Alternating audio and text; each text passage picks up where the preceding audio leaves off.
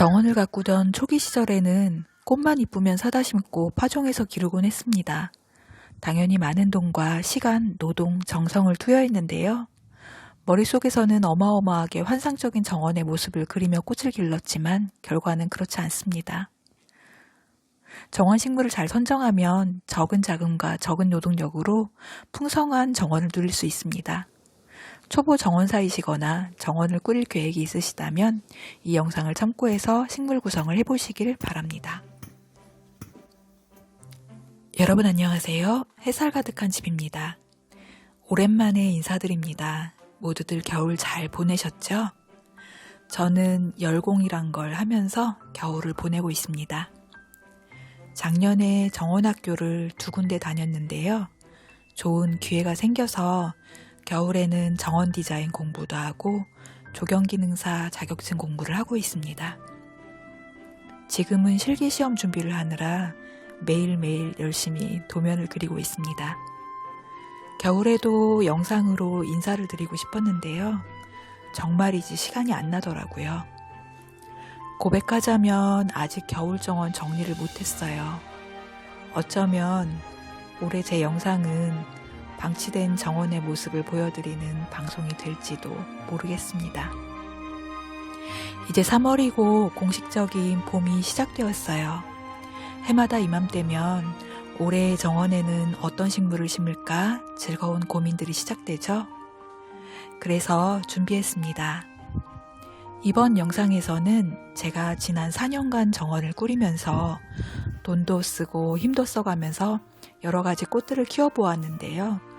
그 중에서 아직까지 제 정원에 남아있는 그러니까 자연 도태되거나 강제 퇴출되지 않고 현재 제 정원에 남아있는 정원에서 키워볼 만하다고 결론 지은 꽃들을 소개합니다.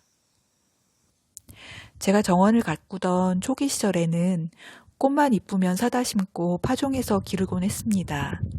당연히 많은 돈과 시간, 노동, 정성을 투여했는데요.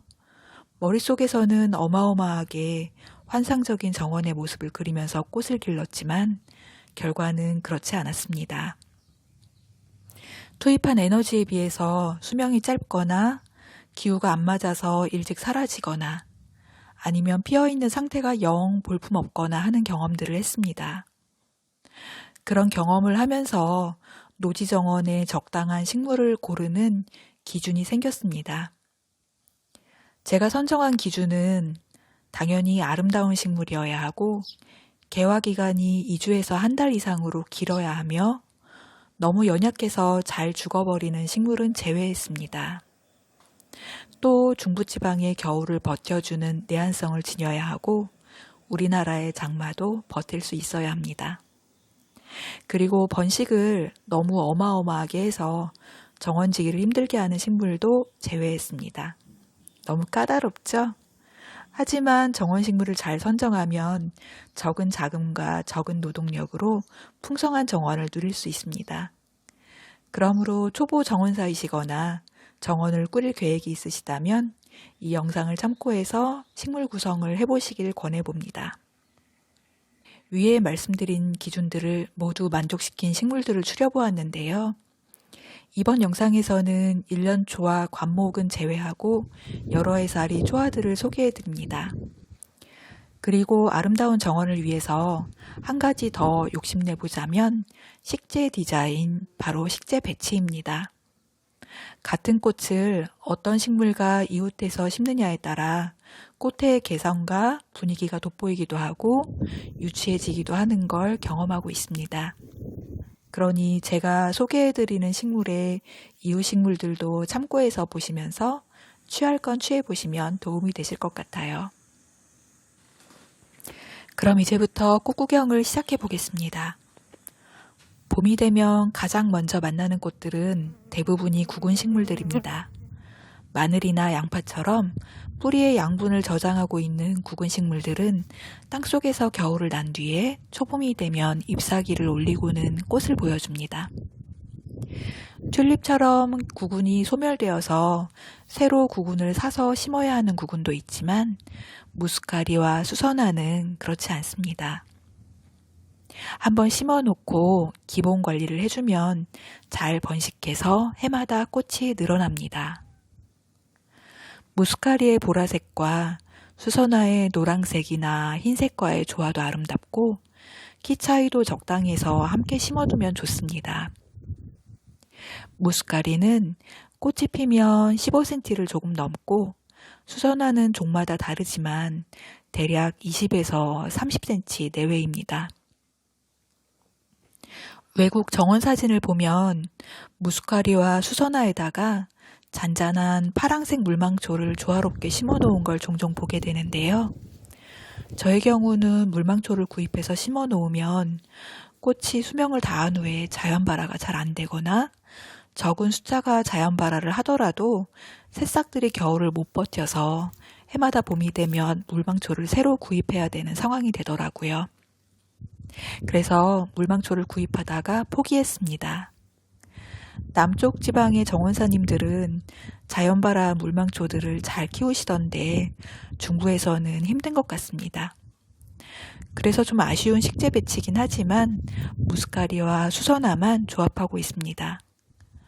수선화의 경우는 한여름부터는 잎이 사라지기 때문에 수선화를 심었다는 걸 잊고 호미질을 하다가 구근을 찍어버리는 일이 생기기도 합니다. 그러니 수선화를 심은 곳에는 표식을 남겨두거나 아니면 잘 파지 않는 나무 아래 같은 곳에 심어두는 걸 추천합니다. 무스카리 키우기를 좀 더 자세하게 알고 싶으신 분은 제가 예전에 만든 영상 중에서 무스카리 구근 키우기 영상을 보아주세요. 화면 상단의 버튼을 눌러서 이동하셔도 되고 아니면 이 영상을 다 보신 후에 더보기에 있는 링크를 눌러서 이동하셔도 됩니다. 연한 보라색의 꽃은 차가플록스입니다. 향기플록스라고도 부르는데요. 이름에서처럼 이 꽃이 피면 정원에 은은한 향기가 감돕니다. 4월 초순에 피기 시작해서 한 달 정도를 개화합니다. 키는 꽃대까지 포함하면 30cm 정도입니다. 튤립이 피는 시기와 겹쳐서 개화를 하는데요. 튤립의 크고 단순한 꽃과 차가플록스의 잔잔한 꽃의 어울림이 좋아서 함께 심으면 아름답습니다. 꽃이 없는 시기에는 키가 10cm 미만으로 작고 꽃잔디처럼 지면을 메우면서 아주 조금씩 번져나가고 겨울에도 잎이 마르지 않고 상록으로 유지합니다. 키가 작기 때문에 화단의 맨 앞자리가 어울립니다. 수국처럼 꽃볼을 이룬 이 꽃은 왕수염 페랭이입니다. 혹은 석죽이라고도 부릅니다. 꽃들이 모여서 볼 형태를 이루고 있기 때문에 일반 페랭이 꽃에서 자연스럽고 소박한 느낌이 나는 반면에 이 꽃은 일반 페랭이 꽃보다는 우아하고 화려한 느낌을 내줍니다. 평소에는 10에서 20cm 내외로 납작하게 지내다가 꽃대가 올라오면 30에서 50cm 정도의 키가 됩니다. 델피늄이나 루피너스처럼 정원에서 강력한 포인트 역할을 하지는 못하지만 4월에서 5월 사이에 무려 한 달 정도를 피어있기 때문에 봄 정원에서 든든하고 믿음직한 존재입니다. 한번 심어 놓으면 조금씩 주변에 자연 발화를 하면서 번지고 체중에 두었다가 신경 써서 파종하고 관리를 해주면 많이 늘릴 수도 있습니다. 키가 작은 편이므로 화단의 앞자리가 적당하고요. 꽃의 색이 다양하기 때문에 저는 원하는 색만 남겨가면서 유지하는 중입니다. 비바람이 세면 꽃대가 좀 넘어가기 때문에 지주대가 필요할 수도 있고요. 한번 넘어간 꽃대를 다시 자리 잡아서 세우는 건 힘드니까요. 꽃이 피었을 때는 옮겨 심는 게 좋지 않습니다. 귀티나는 이 아이는 자엽 펜스테몬입니다. 펜스테몬은 여러 가지 색깔의 꽃이 있는데 제 정원의 이 아이는 잎사귀와 꽃대가 검붉은색이고 꽃은 중심부에 연한 핑크와 보라가 감도는 흰색입니다. 만개했을 때는 당연히 아름답고요. 물방울 모양의 꽃봉오리 상태도 독특하고 아름답습니다. 자색의 몸체는 주변에 흰 꽃이 있을 때 더 돋보이는 것 같아요.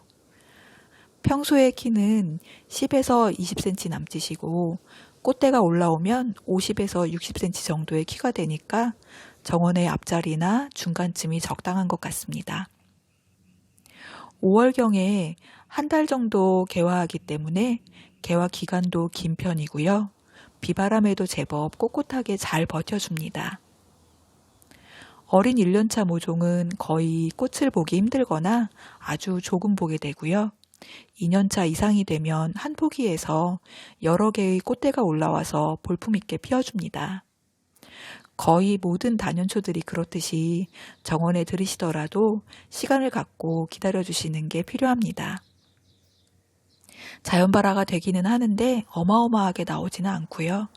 적당한 털을 마련해서 파종을 하고 물관리를 해주면 발화가 잘 됩니다. 그러니 숫자를 늘리고 싶으시다면 적당한 때에 채종을 했다가 파종밭에 따로 파종해서 관리하시는 걸 추천드립니다. 재미있는 일은 이 아름다운 꽃이 씨앗을 맺으면 꼬리꼬리한 냄새가 나기도 합니다. 저는 애꿎은 우리 냥이들을 의심했었는데요. 씨앗을 맺은 줄기 자체에서 냄새가 나더라고요. 또 한겨울에도 잎이 마르지 않고 자색으로 살아있는데요. 겨울에는 고양이들이 그 잎을 좋아해서 종종 뜯어먹습니다.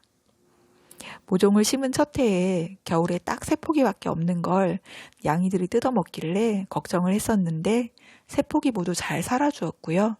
지금은 커다란 덩치로 봄정원에서 귀티나는 자태를 뽐내고 있습니다. 보송보송한 은빛의 이 식물은 램즈이어입니다. 식물의 잎에 잔털이 있고 만져보면 말캉말캉한 신기한 질감을 지녔습니다.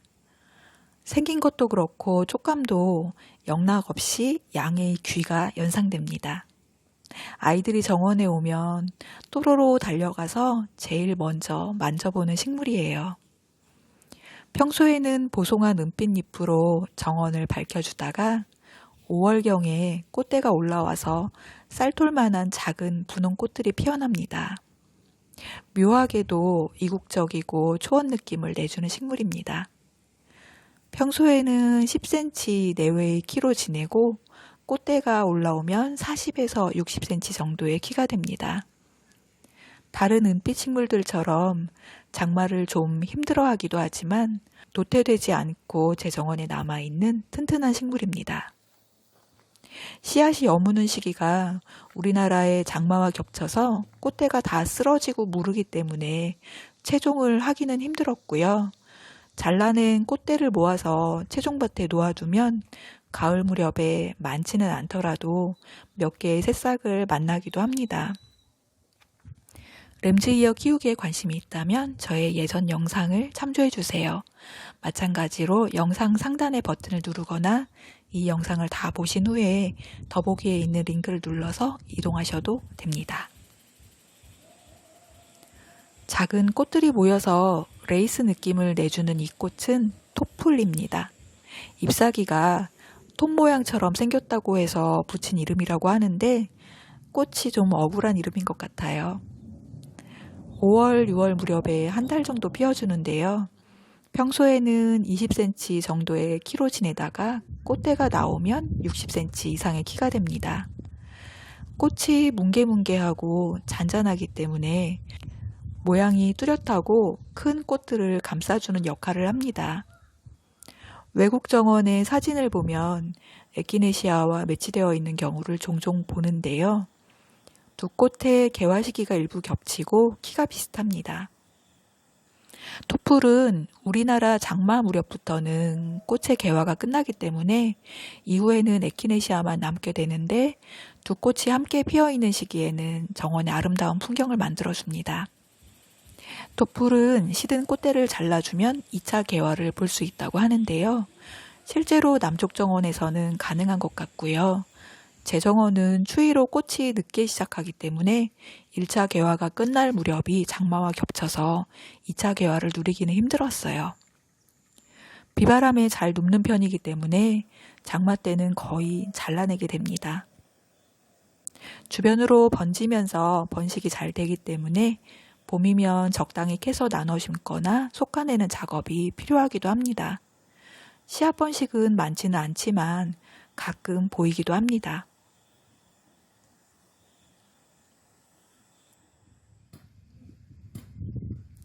꽃하면 대표적으로 떠오르는 모양을 지닌 에키네시아입니다.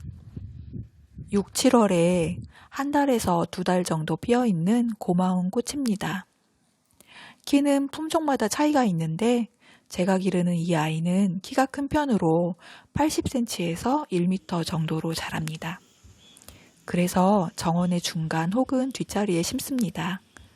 구입한 첫 해와 둘째 해에는 60cm 남짓에 키웠는데 셋째 해부터 키가 부쩍 자라기 시작해서 위치를 옮겨준 식물입니다. 옮겨주면서 보니까 뿌리가 아주 굵고 길더라고요. 그래서인지 가뭄도 잘 견디고 장마도 잘 견디는 튼튼한 식물입니다. 우리나라의 봄 가뭄과 여름 장마를 생각하면 정원에 딱인 식물인 거죠.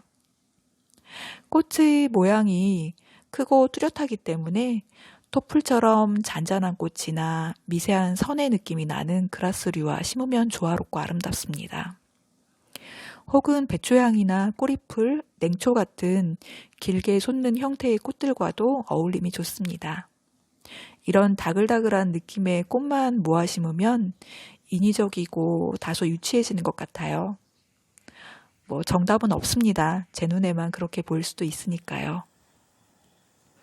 꽃대가 튼튼해서 웬만한 비바람에는 잘 버티는 편이고요. 번식은 씨앗으로 자연 발화가 잘 되는 편입니다. 시든 꽃을 잘라서 던져두면 다음에 그 주변에서 자연 발화가 잘 되더라고요. 외국 정원에서는 시든 꽃을 자르지 않고 씨앗이 맺혀있는 줄기를 겨울 정원에서 감상하기도 합니다. 저도 그러고 싶었는데 제 정원에서는 장마가 끝날 무렵에는 씨앗을 매단 줄기가 검게 변해 있기 때문에 그 색감이 늦여름과 초가을 정원에서 너무 튀는 듯 해가지고 잘라내게 되더라고요. 하지만 제 취향이 바뀐다면 겨울 정원까지 자르지 않고 남겨두는 날도 오겠죠. 긴 장마와 폭염을 견디면서 제 정원을 지켜주었던 튼튼하고 아름다운 꽃을 지닌 한여름의 다른 다년생 초하로는 꼬리풀과 풀협죽도 혹은 수꾼 플록스라고도 부릅니다. 그리고 부처꽃이 있습니다. 이 아이들은 정원에 강력하게 추천하는 꽃들인데요. 제가 예전에 만든 영상 중에 장마도 버티는 여름꽃 5가지를 소개한 영상과 중복이 되어서 이번 영상에서는 설명을 생략하겠습니다.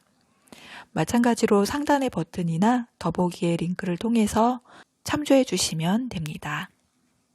이 꽃은 철포나리 백합입니다. 일반 백합이 하늘을 보고 피어나고 화려한 느낌이 나는 반면에 철포나리 백합은 트럼펫 모양으로 45도 정도로 땅을 보면서 피어납니다. 키는 1m 이상으로 쭉쭉 솟아서 피어난 흰 꽃들은 단아하면서 세련된 느낌입니다. 또 줄기에 수직적인 느낌이 있어서 형태미가 강한 식물입니다. 꽃이 피면 정원에 은은한 향기가 감돌고요. 개화 기간은 2, 3주 정도입니다. 씨앗으로 번식을 하는데요. 파종을 하고 나면 첫 해에는 작은 잎 2개만 보여주고 둘째 해에 40에서 60cm 정도로 키가 큰 다음에 꽃 한 송이 정도를 보여줍니다. 그리고 셋째 해가 되면 비로소 성체의 모습을 띠며 키가 1m 정도로 여러 개의 꽃을 피워줍니다. 파종하고 나서 기다림이 많이 필요하지만 특유의 세련되고 단아한 이미지와 여름 장마도 견디고 해마다 피워주는 강건함이 매력인 식물입니다. 여름이 지나고 가을이 오면 대부분의 식물들은 열매를 맺게 됩니다. 정원은 가을색을 띠면서 깊어집니다.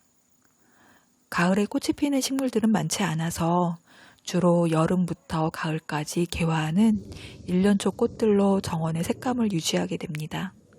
그러나 드물긴 하지만 가을에 피어나는 다년초 꽃들이 있습니다. 그중 하나가 이 향등골 풀입니다. 향등골 나물이라고 부르기도 하고요. 늦봄에 싹이 나와서 내내 잎사귀만 보여주다가 늦여름부터 초가을에 개화를 합니다. 개화 기간은 한 달 미만인 것 같아요. 키는 1m 이상이 되기 때문에 정원의 뒷자리가 적당하고요. 옆에 키 큰 그라스나 배초향과 함께 있으면 키가 엇비슷하고 개화 시기도 맞물립니다. 앞에는 아스타나 구절초류가 있으면 가을 정원이 더 풍성해질 거예요. 번식은 씨앗보다는 땅속에서 뿌리가 번져나가면서 새로운 포기가 생겨나는 방식이어서 봄이 되면 적당히 솎아주거나 자리를 옮겨주는 관리가 필요하지만 무서울 정도로 번지지는 않습니다. 가을에 사랑스러운 꽃을 보여주는 식물이 있는데요. 바로 추명국입니다. 제 정원에는 혼잎핀 추명국과 겹추명국이 있는데 혼잎핀 추명국은 아직 어려서 꽃을 못 보고 있고요. 지금 보시는 추명국은 겹추명국입니다. 9월에서 10월 사이에 한 달 미만으로 피어 있습니다. 잎사귀는 지면 근처에 있다가 가느다란 꽃대가 쭉 올라와서 꽃이 피기 때문에 허공에 꽃이 둥둥 떠 있는 느낌을 내어줍니다. 평소에는 20cm 미만의 키로 지내다가 꽃대가 올라오면 60cm 이상의 키가 되는데요. 식물체의 숱이 빽빽하지 않고 성그른 편이기 때문에 앞쪽에 꽃이 자잘한 아스타나 구절초로 메워주면 균형 잡힌 느낌이 나는 것 같아요. 몇 년 키워보니까 몸집이 엄청 쑥쑥 자라는 편은 아닌 것 같고요. 주변에 씨앗을 날려서 자연발화하는 개체들이 많지는 않지만 가끔 보입니다. 그리고 가을 정원에 꽃을 보여주는 튼튼하고 아름다운 식물로 아스타와 솔제꽃이 있습니다. 이 식물들도 저희 예전 영상에서 다루었기 때문에 링크를 남겨두겠습니다. 제가 만든 영상이 많다 보니까 중복되는 내용을 다루게 되면 지루하실까봐 본 영상에서는 생략했지만 가을꽃으로 강력 추천하는 꽃입니다. 이번 영상이 도움이 되셨나요? 도움이 되셨다면 좋아요와 댓글을 부탁드려 봅니다. 여러분이 눌러주시는 좋아요와 고운 댓글은 제가 영상을 만드는데 많은 힘이 됩니다.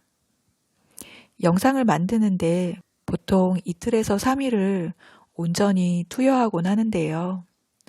마땅한 경제적 보상은 없더라도 여러분의 응원으로 에너지를 얻곤 합니다. 아마도 다른 유튜버님들도 비슷하실 거예요.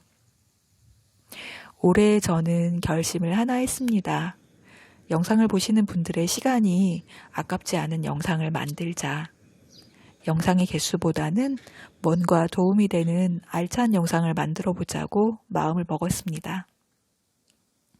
이 결심이 제게는 좀 큰일인데요. 열심히 즐겁게 올해도 햇살 가득한 집 채널을 운영해 보겠습니다. 그럼 여러분 좀 늦었지만 새해 복 많이 받으시고요. 행복한 정원 생활 되시길 바랍니다.